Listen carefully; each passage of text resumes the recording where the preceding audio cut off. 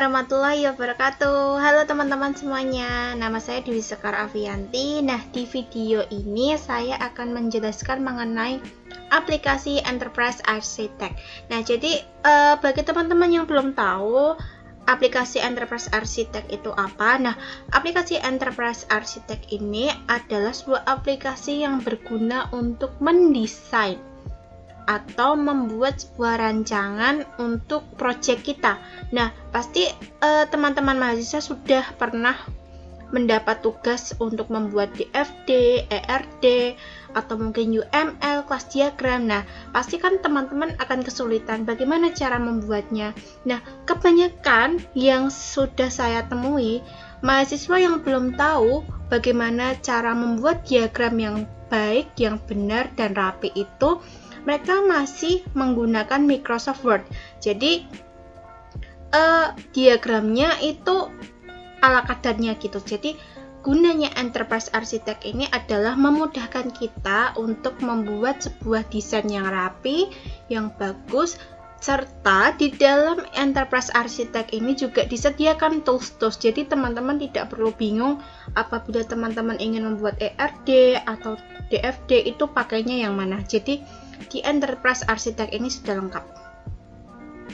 Nah, sekarang kita mulai masuk ke cara penggunaan Enterprise Architect ini. Nah, yang pertama teman-teman harus install dulu Enterprise Architect-nya. Nah, ini di sini saya sudah install. Di sini saya menggunakan version 12.1. Nah, sebenarnya di Enterprise Architect itu mempunyai beberapa version ya. Jadi ada 12, ada 14, ada, dan yang terbaru itu yang 15.2.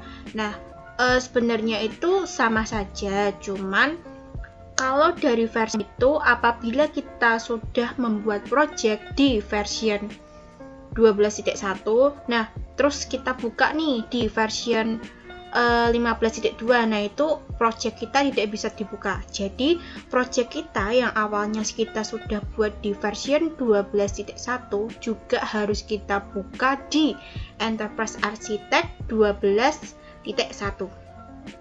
Nah teman-teman, nanti kalian masuk ke halaman seperti ini.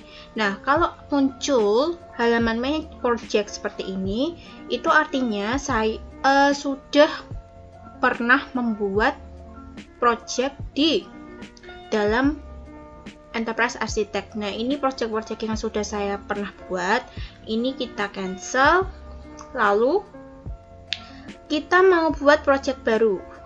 Nah, caranya itu kita lihat di sini ada new file, ada open file.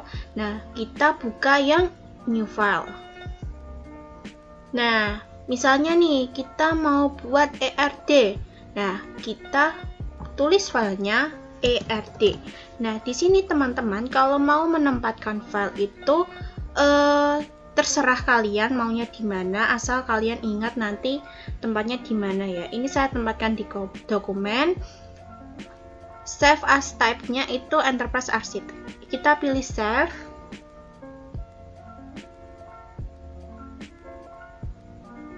Nah, jadi teman-teman juga bisa membuat roadmap di Enterprise Architect ini karena kebanyakan itu perusahaan sering menggunakan diagram untuk membuat presentasi mereka itu lebih bagus menggunakan Enterprise Architect.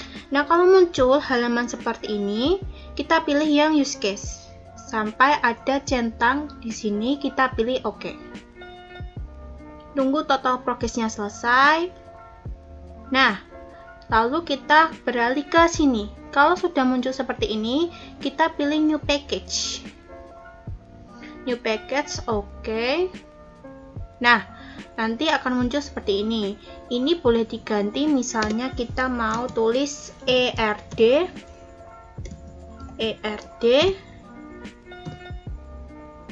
mahasiswa gini. Nah, yang perlu diperhatikan teman-teman, kalau kita mau membuat sebuah ERD, pastikan type-nya itu sesuai. Kalau ERD ya ERD, kalau data flow ya data flow. Nah, kita pilih Entity Relationship Diagram. Kita pilih OK. Nah, ini sudah sudah jadi, kita klik 2 kali. Nah, di sini kita membuat sebuah project kita atau ERD kita.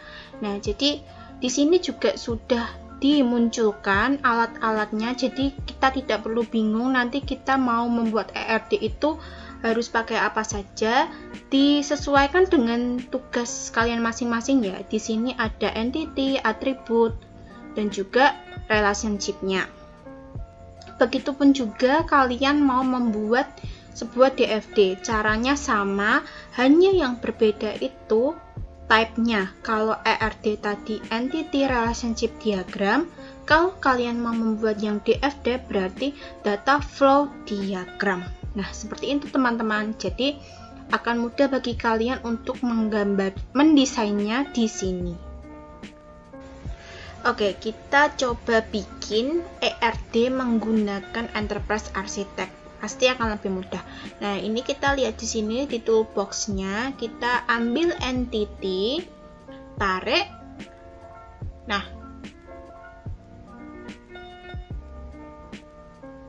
tunggu sampai keluar seperti ini. Jadi nanti teman-teman tinggal mengganti namanya mahasiswi.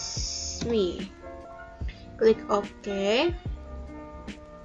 Nah, kita ambil satu lagi, tarik.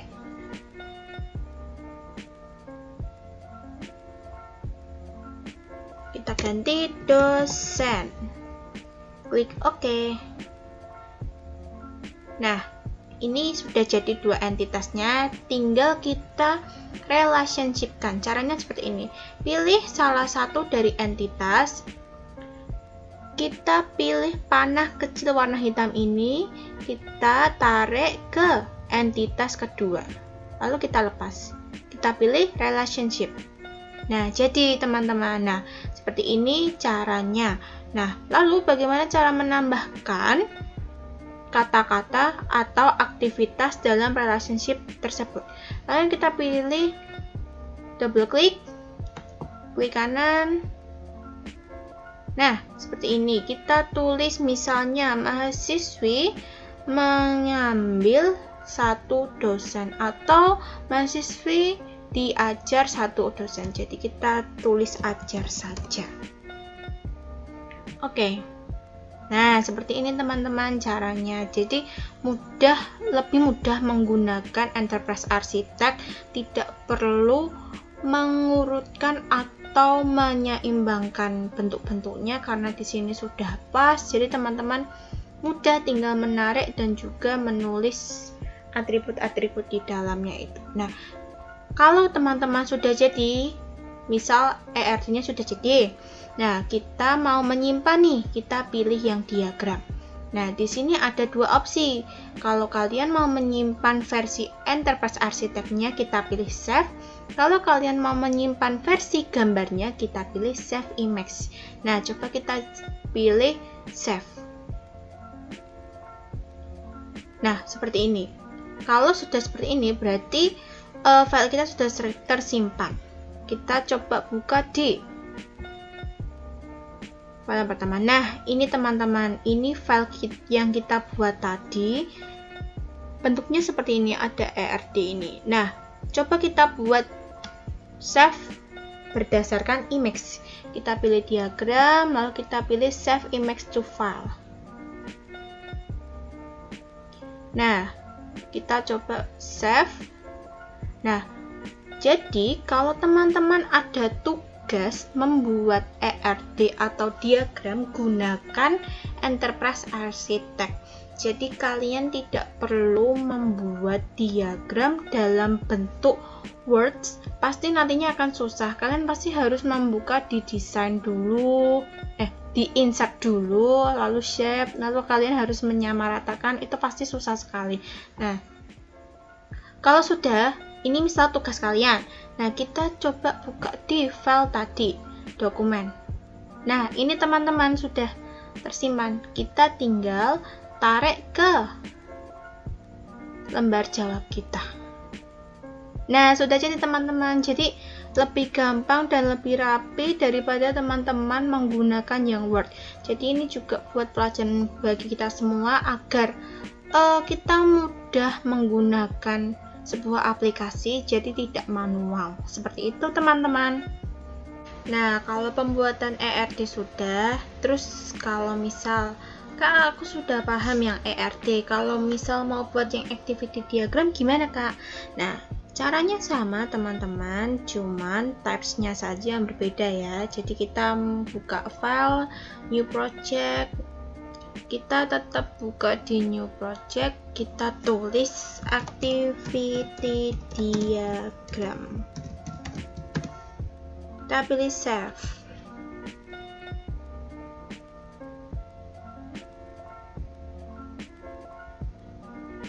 Nah, jadi di enterprise ini nanti mereka akan menyesuaikan dengan kebutuhan kita ya. Jadi teman-teman akan lebih mudah lah pokoknya menggunakan ini. Nah, kalau muncul ini, karena kita tadi mau menggunakan activity diagram, kita pilih yang kelas. Kita klik OK, kita tunggu total progress-nya selesai. Lalu kita pilih new package. OK. Nah, seperti ini. Kalau tadi kita mau membuat ERD, pasti menggunakan entity relation diagram.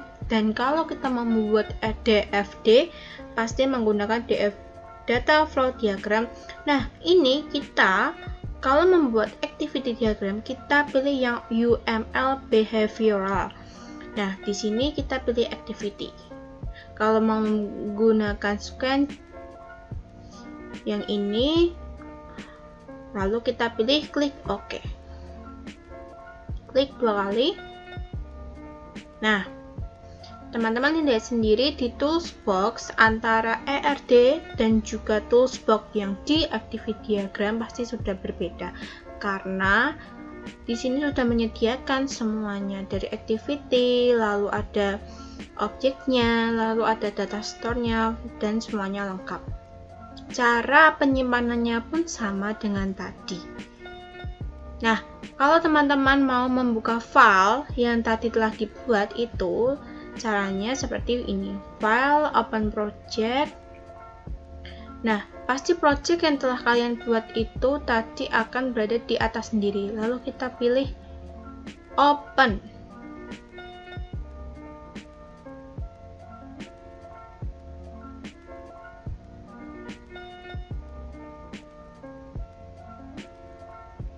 Kita tunggu, lalu kita klik tanda plus di sini. Kita klik lagi. Nah, kita klik yang package 1 karena tadi kita membuat ERD-nya di package 1. Klik 2 kali. Nah, masih tersimpan data yang kita buat tadi karena tadi kita sudah men-save-nya.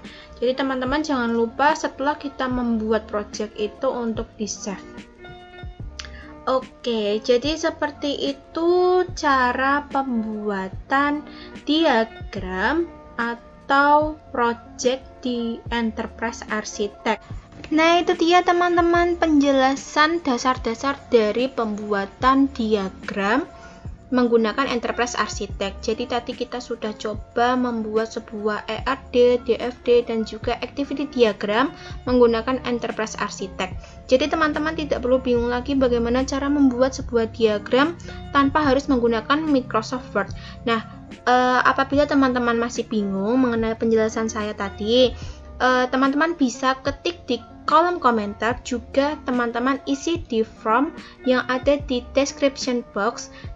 Silakan tulis kritik dan saran kalian, dan tidak lupa juga saya sudah cantumkan link untuk mendownload Enterprise Architect-nya.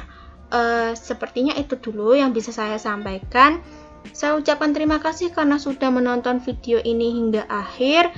Mohon maaf jika ada salah-salah kata dan kurangnya saya dalam penyampaian sebuah materi ini, karena kita sama-sama belajar saja teman-teman. Dan jangan lupa untuk subscribe YouTube channel HMSSI Universitas di Kubang Semarang agar teman-teman tidak ketinggalan video-video terbaru dari kami. Saya ucapkan terima kasih sekali lagi. Sampai jumpa teman-teman. Assalamualaikum warahmatullahi wabarakatuh.